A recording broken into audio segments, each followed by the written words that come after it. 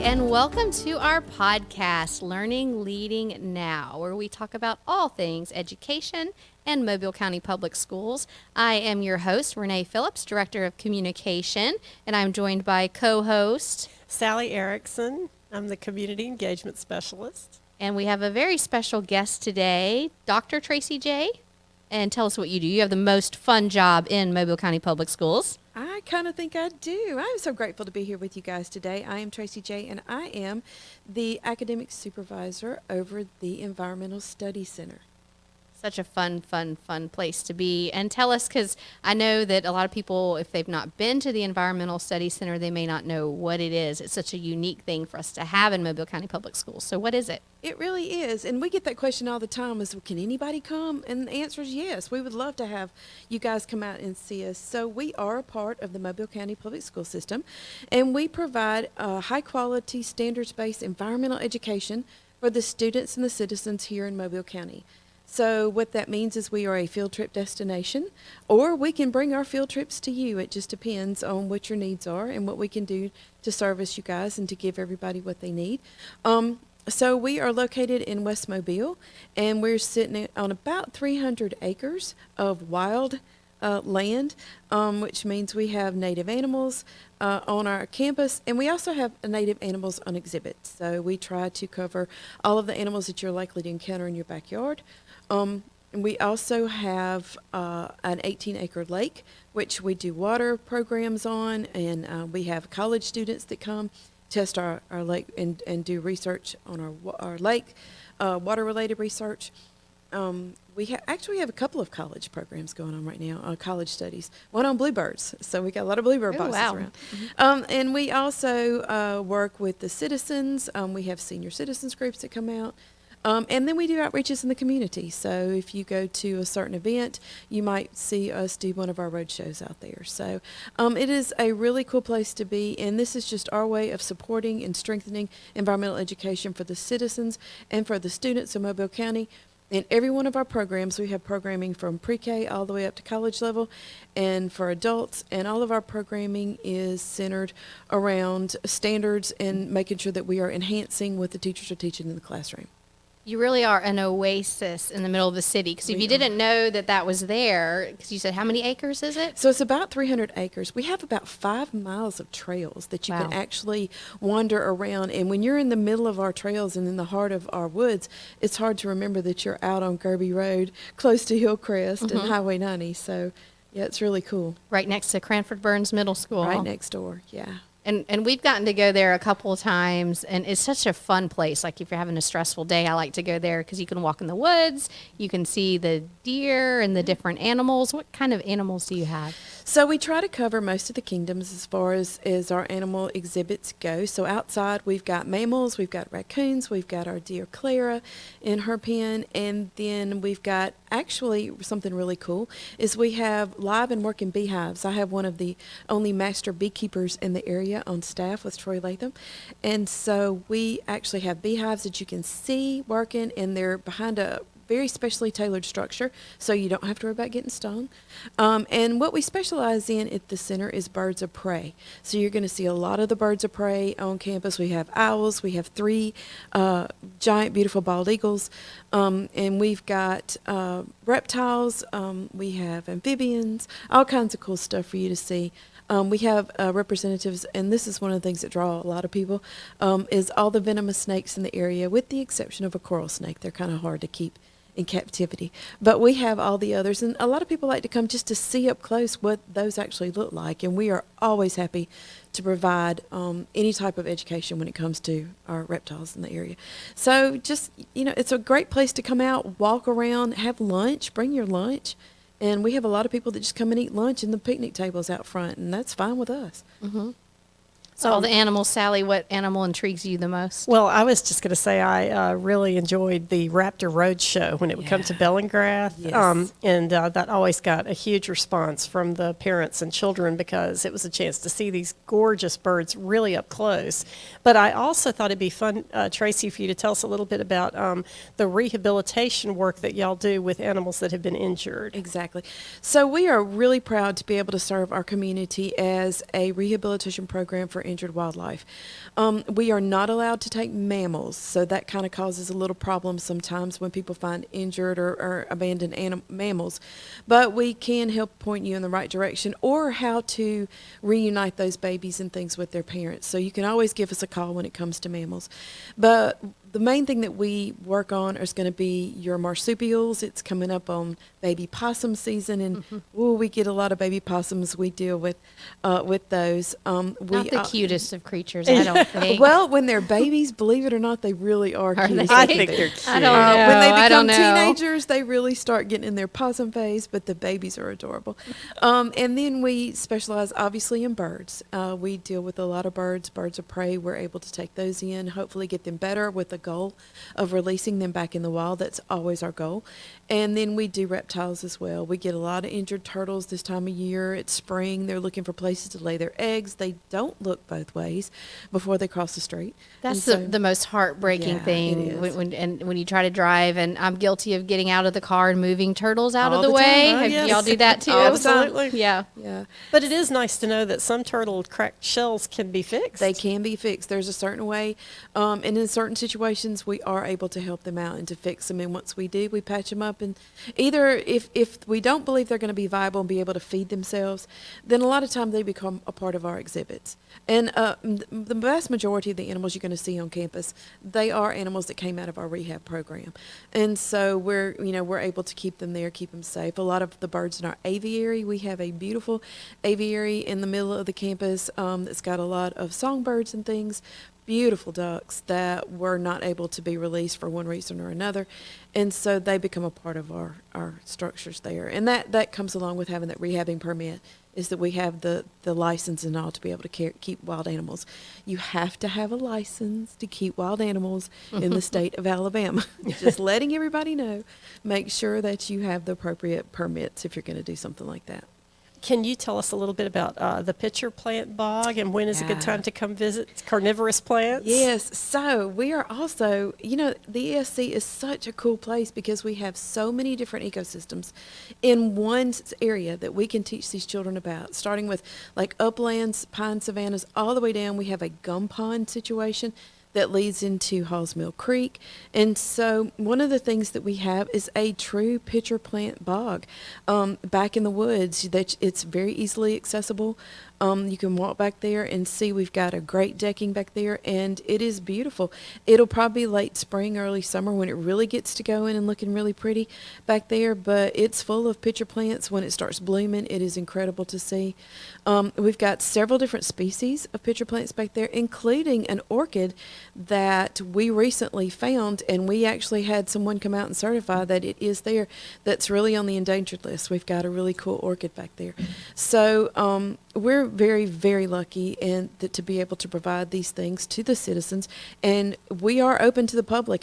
We get that all the time. People come by and say, "We didn't know if we could come in." Of course you can. We are open when the school board is open. We are open, not the schools, but the school board. So if central office is open, then we are open, and we are open from 8 to 4. As we are part of the school system, I do have to follow their rules. So during Mardi Gras and Christmas break and things like that, if the central office is closed, then we're closed. But basically, when schools are open, you're open, plus the summertime Yes, and we are some of the open. holidays, the teacher work days, you'll be open. Right. Monday through Thursday, we are open all summer long, and it's a great place to come. Bring your kids, bring your grandkids, and you can, like I said, bring your lunch, have lunch on the grounds. We ask for $3 a person admission. Children in strollers are free, and all of that money goes right back to caring for what you actually see on the ground. We are responsible for taking care of the animals, the exhibits, everything. Even though we are part of the school system, that is part of what we do, is we maintain everything ourselves. Every single exhibit, we have been responsible, all the care, all the maintenance we are responsible for. So that's where that goes. It's such a great resource, I think, for our children and for our community to get to come in and see the animals, even play with the animals a little bit, hear their sounds. Yeah, it's fun. and we do have programming. We have several different, like I said, all from pre-K all the way up to high school. We have programming for all the kids. And then our outreach programs, like you said, you saw our Raptors at Bellingrath. That's part of our educational outreach, that we go out and do things in the public. So our entire goal is just to get our environmental message out, is to how to care for our unique upland coastal ecosystem that we have in Mobile County. That's what we are. We're kind of upland coastal. And so how do we take care of our resources? How do we take care of our environment? How do we take care of the land that's around us? And one of our big emphasis that we have at this center is our emphasis on plastic pollution. It's just a massive problem here on the coast, and it's something that we really emphasize and push. We actually have a class that does a lab and really does some studying. Miss Summer Calderon runs that one. And it's in conjunction with the Mississippi-Alabama Sea Grant, where we teach our high school students a coastal ecology class, and we really emphasize that plastic pollution. So. Because tell us about that, because I get frustrated when I'm driving down the street and you just see garbage everywhere. Well, plastic pollution is such a problem everywhere, but really when it gets into our waters, it breaks down. People say, oh, well, it will biodegrade, but plastic is one of those things that really never goes away. And what it does is actually it breaks down into something called microplastics, which these are things that you actually can see under a microscope. And what we do in our class is that we actually go around and collect water samples during the summer and various times from all around the coast and all around the bay. And we bring it back, and during the school year, we actually test that water. The children themselves test that water. And after they take it, they drain it through a sieve. They can actually look at it and see what was caught on a little filter, and they can see the plastics that are actually floating around. So the human implication of that is what happens when that gets into our system. And how much of that are we ingesting? And there's all kinds of statistics you can look at and research. And I'm not going to throw one out there right now to be wrong. But there's all kinds of statistics you can pull out and look at to see actually how much we actually ingest on a yearly basis. It's frightening. So the question then becomes, what does that cause for us? Is this a reason we have a spike in colon cancer? I'm not saying that, but is that the case? You never know what the implication's going to be. And so we want our children to be mindful. And that's our goal, not to scare them half to death, but to be mindful of the fact that when you go and you get these plastic water bottles, when it's very easily, you can go and just have your own water bottle that you take with you. What is the difference? What kind of impact is that one thing having? Or single-use plastics. When you go somewhere to a restaurant and they automatically throw in the fork and the knife, the plastic, deny that. I don't need that. Thank you. You can keep it. Those kind of things. We want them to be mindful of the decisions and to give them proper education on things so that they can be mindful of the decisions that they make now, and especially when they become adults and start voting and things like that. We want them to be mindful of those things when they make those decisions. So that's our goal. So Sally and I are both Boy Scout moms, and so we know that leave no trace. So that's probably a big thing in all of our lives is the leave no trace. And one thing with COVID was my kids started carrying that reusable water bottle to school, and now they're like inseparable from it. So I do love that we've started some healthier habits perhaps with thinking about, instead of taking the plastic water bottles and buying those, like, I don't even know that we buy those anymore, but I try not to. Yeah. Yeah.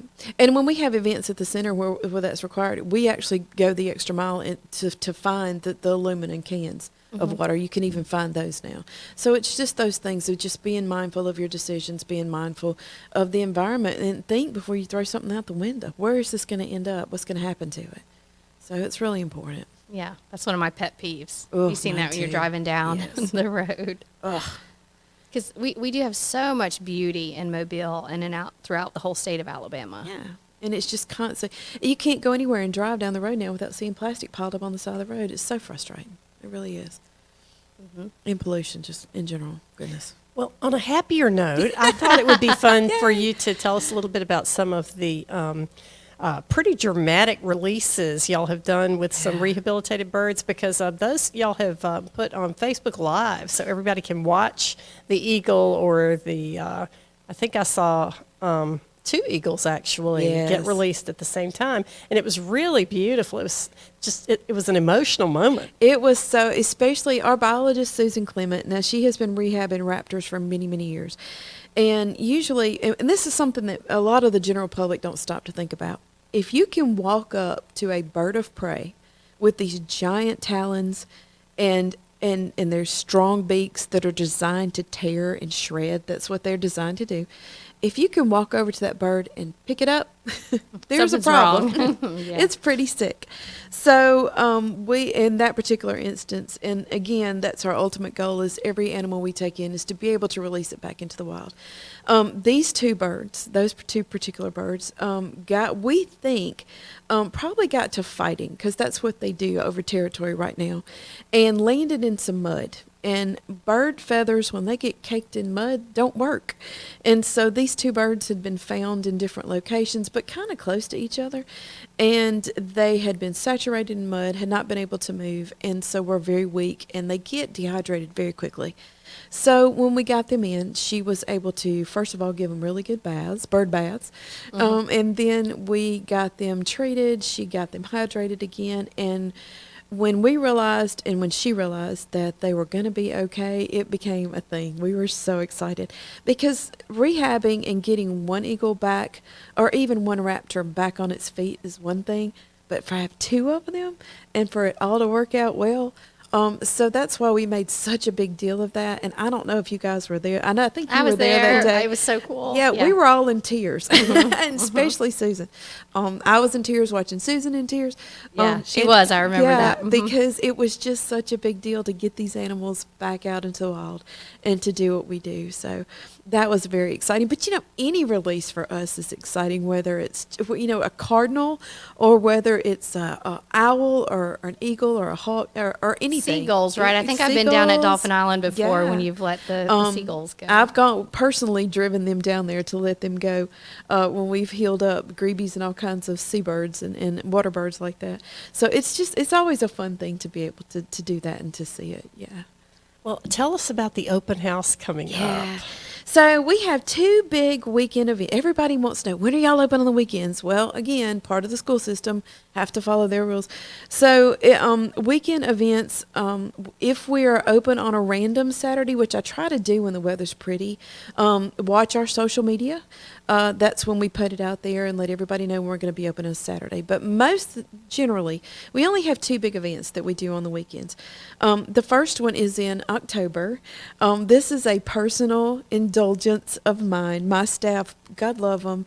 I have it's so cool not only to be able to work in such a neat place, but to be able to be surrounded by such cool people. Not only are they just geniuses is what they do. I've got three educators, Troy Latham, Summer Calderon, Tracy Del Cambry. They, one day they can be with pre-K kids, the next day and they'll be with fourth graders, following them around like ducks, and the next day they'll be out on the on a vessel trip or somewhere working with high schoolers. They can do anything. So they indulge me gladly. I don't know about that, but they indulge me on Halloween. Because they also have the coolest jobs. They really do. On Halloween, and we have our Creepy Crawly event, Creepy Crawlers at the ESC. And that's when we work in conjunction with a really great group of individuals in the city who do reptile enthusiasts. They have, I say reptiles, but it's kind of more like almost exotic pets at this point. They're called Reach, REACH. And they will come in and bring their exotic critters for us to see. And they are such a draw. I have people who come to me and say, I am absolutely terrified of snakes. I came today because I want to get over that fear. And I'm like, this is the person you need to talk to. You're in the right place. And so we have our Creepy Crawly event. The kids dress up for Halloween. I love Halloween. It is my favorite holiday. And so the kids dress up. We dress up. My staff, God bless them, they'll dress up too. And we wander around, and the kids get treats, and they get to see all these weird and wacky animals, and it's so much fun. So that's October around Halloween. But what we actually have coming up now is going to be our environmental fair. And let me tell you a little bit about that, because it's a fun day. So it's going to be this year, Saturday, March 25th, from 10 o'clock until 3 o'clock. And so for those who have been coming to our open houses and our environmental fairs for many years now, they know the routine. You will park at Burns Middle School, and we have a bus, and the sweetest lady, Miss Vicki, runs our bus, and she runs constantly. She never stops all day long. and she and her husband, they tag team. And so the bus will pick you up at Burns and bring you to the center, drop you off, and when you're ready to go, you just go to the other side of the driveway, and they'll pick you back up and take you back to Burns. It's 10 to 3, like I said, $3 admission. Again, all that money stays on campus to help us. That's our biggest fundraiser of the year. And so what we've got going on that day is we're going to have animals from, again, Reach is going to be there with us with their reptiles and their exotic pets, and exhibits from local nonprofit organizations and other environmental organizations that have a message to get out, an environmental message to get out to the public.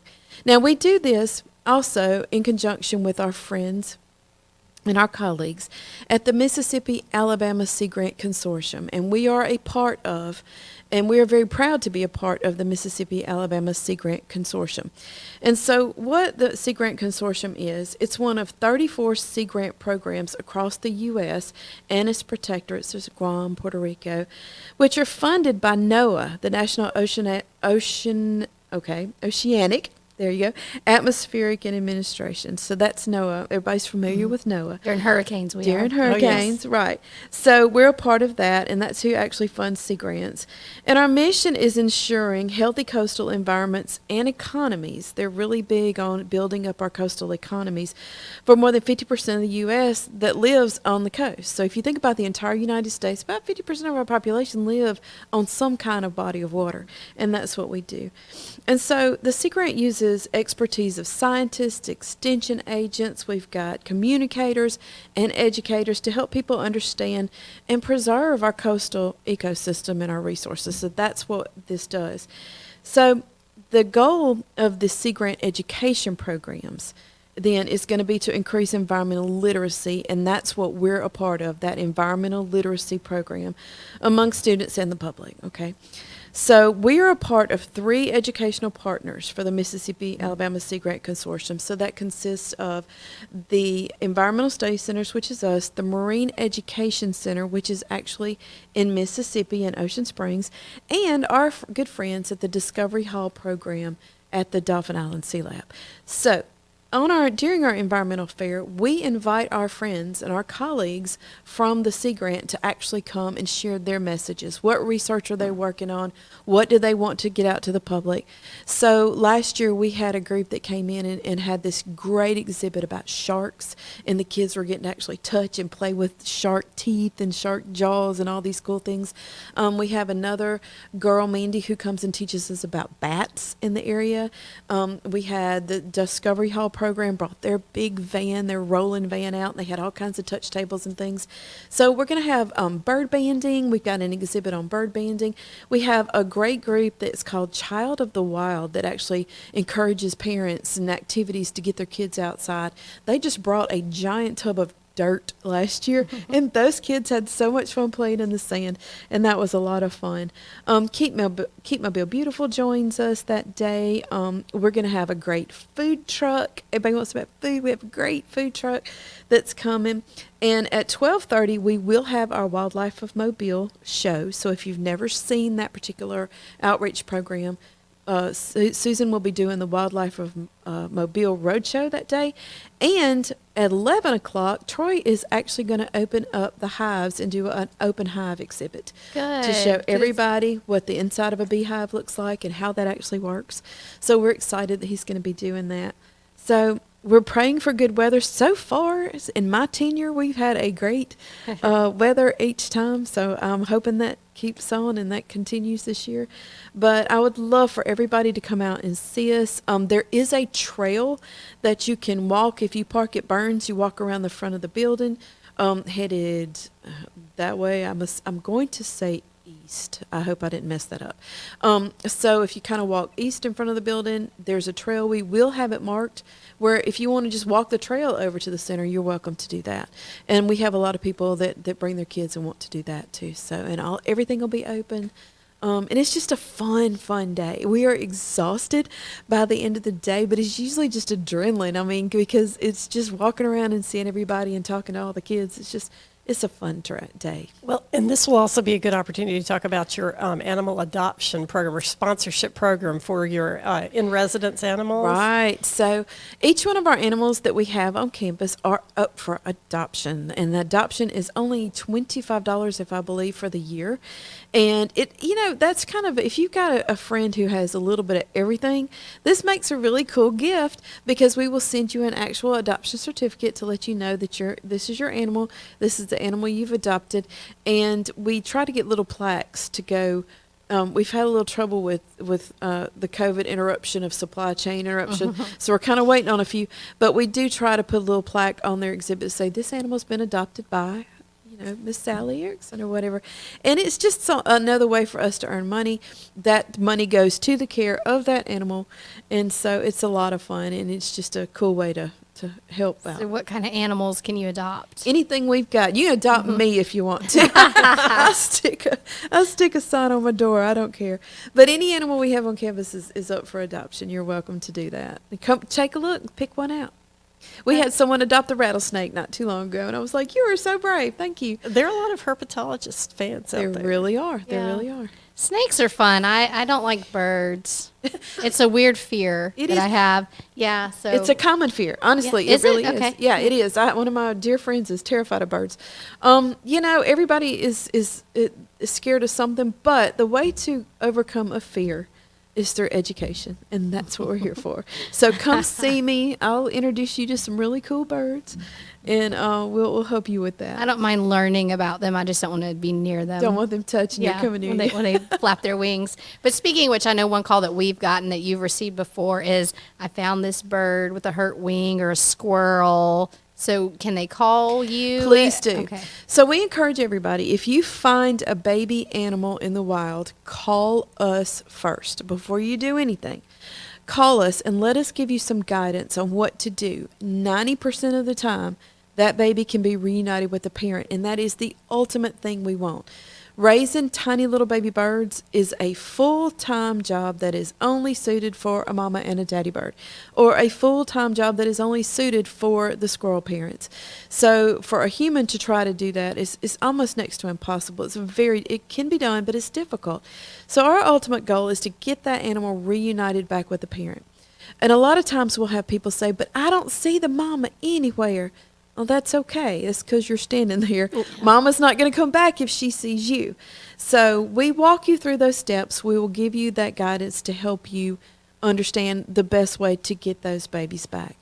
Now, the reason we end up with so many baby opossums is because when baby possums are born, they're born like almost the size of tiny little jelly beans almost. Wow. And they crawl into their mother's pouch. Once they're born, they make their way into the pouch where they attach, and they stay till they're a certain size, and they're old enough to they've got their little fur, their little eyes are open, they're able to move around.